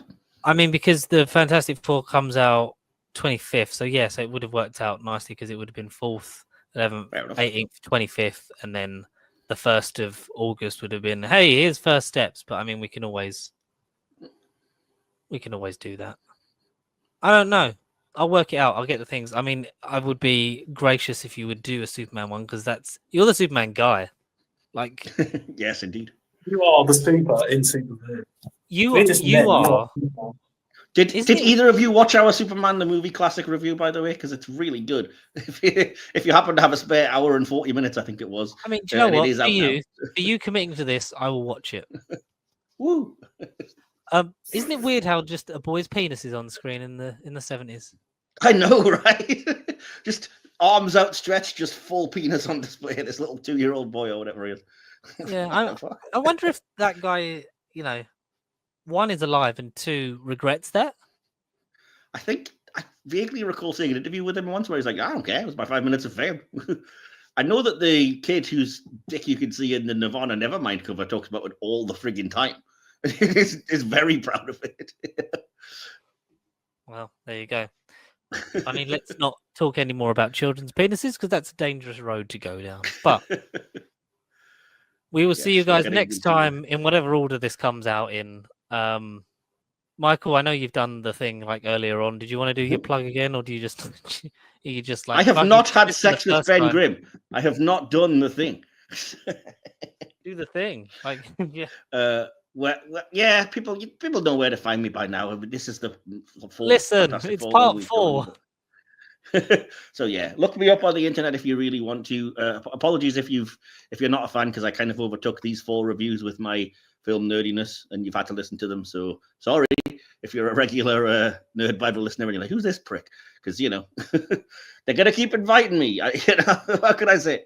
But yeah, look me up on the internet just under Michael Wilson or anywhere under Hit or Miss Hugh Trek on YouTube or anywhere you get podcasts. Silver Screen Podcast for film reviews, wherever you get those, or Media Matters Podcast Network on audio podcast catchers. And yeah, if you want to hear me review Star Trek, Doctor Who, films, I'm always doing it. Well, we might have a break from the Doctor Who ones, but hopefully, I mean, we're going to make you do War Between the Land and the Sea. I hope you know that. Oh God! I think so. Us three and Andy, because Andy will be on it just for pure Russell Tovey vibes, and you'll be like, no, but the story's shit. Yeah, I don't know, man. It's just, I hope it's good. It won't even be marketed as Doctor Who. It will just be a Disney Plus product until it's not. I'm so curious to see how they're going to drop it. If it will just be like, here's all 6 at once, or once a week, or 2 episodes at a time, or like Ironheart, like 3 one week, 3 the next, or it's going to be fascinating to see. Though, isn't it? Is it 5? I thought it was 6. My apologies. Or maybe 1 a day then for a week, Children of Earth style, Monday to Children Friday. of Earth style, yeah. I mean, it can't. I mean, it's bold to kind of market it like a Children of Earth. I mean, if it's half as good as Children of Earth, then you know, it would have been considered a success. But that had 3 years of building up to that story, as well as. I feel sorry for it though, because they can't have known it was going to come out at a time when basically the main show was effectively cancelled and nobody knows what's happening with it. But it's like no eyes are going to be on this show because everybody's just like, so what about Doctor Who? Yeah. All the eyes are going to be on it. Like, are we going to get a mention? Like, but they're going to San Diego, so surely they must have something important to say. Well, that's only about the war between, isn't it? Because it's just units, so it'll be like, oh yeah, there's a war with sea creatures. Yay! And Russell goes, and I have no idea, but it's going to be brilliant. And I've just burned. I did see that. Yeah, I did see that interview with RTD where they were asking him if, oh, is Billy the next Doctor? Oh, I don't even know. Yeah, that doesn't freaking surprise me, to be honest, dude. Yeah.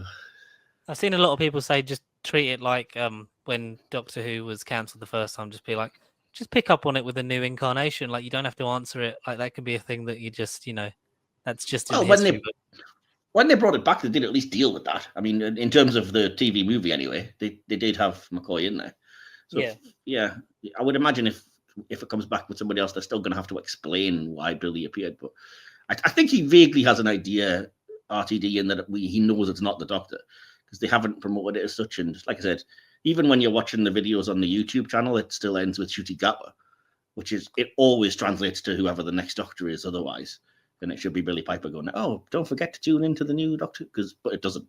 So yeah, but they only had 1 day with her, so I don't think they were like, fuck it, do the YouTube stings. And I think they were like, fuck. Well, yeah, I mean, I've seen many things of saying that it's, you know, padding time until like they get some kind of renewal, and then it's just the Bad Wolf has taken over. And if somehow they you know, if they have to get a new actor, they get a new actor, or if it like is Ncuti clawing his way back out of the heart of the TARDIS to take back over his body, kind of thing. I've seen a lot of people. That's not going to happen. I think he's gone. Yeah. No, I think Ncuti's gone for good. To be honest, I think he's moved on already. I saw him in a trailer for a movie the other day. The Roses. What it was called? Yes. Yeah, The Roses. Yes. Yeah. That is one of the films I'm most because it's just Benedict Cumberbatch and Olivia Colman getting divorced, and it looks great. Indeed. But no, we'll see. I really hope Doctor Who does come back. But in the meantime, we have a lot of Blu-rays to watch, anyways. It will live on forever for us. We will be the 3 of Gallifrey. Although I did enjoy Vampire Weekend. It was nice to hear Jodie and Mandip again. Yeah, I need to get on those. I still got to listen to it. I've done the first 10 minutes and then basically got sidetracked and then not caught up on it. But I will listen to it. It's only like 50 minutes because the rest of the time on the disc is like an interview. So the disc's like an hour and 10, but the last 20 minutes are interviews and stuff. So it's not super long. Out of curiosity, how much Big Finish would you say you owe, Mike? Are you relatively new? Have you listened to it way before us, or like what's your catalogue like? I'd say I'm decent. I mean, I'm not exactly a hardcore, but I've got like I've got at least one full shelf of physical Big Finish, and in terms of downloads, I've got about 4 or 5 times even that. I've listened to quite a bit of it. I got the Fugitive Doctor Most Wanted box set as well, but I've only listened to the first one of those, which is just the most blatant. We need to somehow feature the Daleks because nothing else happens. It's just the Daleks and the fugitive doctor going, "Oh, you know me, I don't know you. Oh, hey." Bleh. And then an interview at the end where they're like, "We talked to Chris Chibnall about where the fugitive doctor fits in, and it turns out he doesn't know either." Oh, great! That answers our questions, then, doesn't it? Him and Russell should team up. Yeah, they were like, "Oh, we like that it's ambiguous. That you obviously assume it's pre-Hartnell, but there's no full confirmation of that, and that doesn't explain the TARDIS looking like a police box. So we can still be a bit vague and ambiguous." But yet they actually had, in their first story, they actually had like, "I've never met you Daleks," so like clearly you're committing to something there at one point. Yeah, literal definition of Doctor What. Isn't it weird that? So I saw someone posted like, "Isn't it weird how the best showrunner, Doctor, and Master are all Scottish?" Yeah. Well, Yeah. I mean, it's a matter of opinion. I don't know about that, but we'll see. I think Will would complain about that not being Matt Smith as the best Doctor, but we'll, I don't know. I see what you're saying though. I forgot for a second there that David Tennant was actually Scottish, if I'm honest. I thought you were talking about Capaldi. Well, it could have been 4 of them, couldn't it? It could have been Shooty, McCoy, Capaldi, or Tennant. Yeah. Something for everyone, sort of. Don't they make a Not joke really. about that when in Halloween Apocalypse when Jodie's like, "I think I was Scottish when I set these handcuffs," and she does then like Capaldi's accent, then McCoy's version. Yeah. That's quite a nice throwback. That's one of the few good things about Flux. But yeah, There's thank 2 good you, episodes. Well, Mike. 2.5 good episodes, isn't it? Wow. Thank you, Mike. I do appreciate everything you've done. And your reward is you get to live and you get to not watch Fant4stic again. I was going to say my reward would be never to have to watch that freaking movie ever again. Twice is too many times. I too. My words exactly, my sentiments exactly. Like